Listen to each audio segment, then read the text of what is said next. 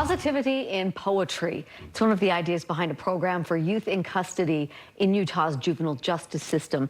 They learn to express themselves and pick up other life skills along the way. Yeah, news specialist Brian Carlson live for us in Farmington, where children in custody are finding success there. Brian? Yeah, Mike and Deanie, you think about talking with some of these kids here in long-term custody at the Farmington Bay Youth Center, and you'd be surprised at what writing poetry can do.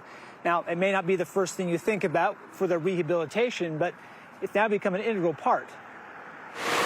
Words of poetry. I'm the broken pieces on the floor. Some people just ignore it and it just goes by. Written by youth in custody in Utah's juvenile justice system. I've carried pistols, but I've never held a bullet. Not just words of expression, but an outlet from stress some carry from their crimes and incarceration. Just getting that off of my chest and just like having other people hear it, it just like, just took some weight off my chest, weight off my shoulders. One such youth, locked up since he was 16, now in custody in Farmington, says it allows him to feel heard. So in one way, you're helping you get closure from the things that you've been carrying with you. Yeah. His words, part of the state's 2022 Poetry Slam, a program now 3 years running from the Utah Division of Juvenile Justice and Youth Services, meant to help Utah youth like him find themselves. To identify voice, to identify a skill set they may have, something that I've met with young people who've been involved in this poetry and they didn't know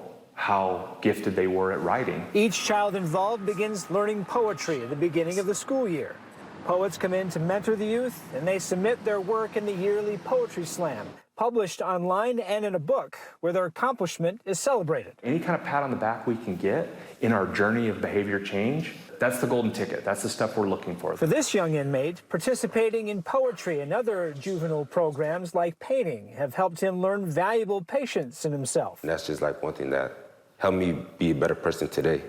Just being patient with myself instead of always rushing and trying to get my way right then and there. A poetic trait he hopes will carry over when he leaves this facility and returns to society. So you see a bit there of what that poetry can do. If you'd like to read some of their poetry from last year's Poetry Slam, we have a link to it where you can find it on our website at ksltv.com. Live in Farmington, Brian Carlson, KSL 5 News. Yeah, fantastic program there. All right, Brian, great story. Thank you.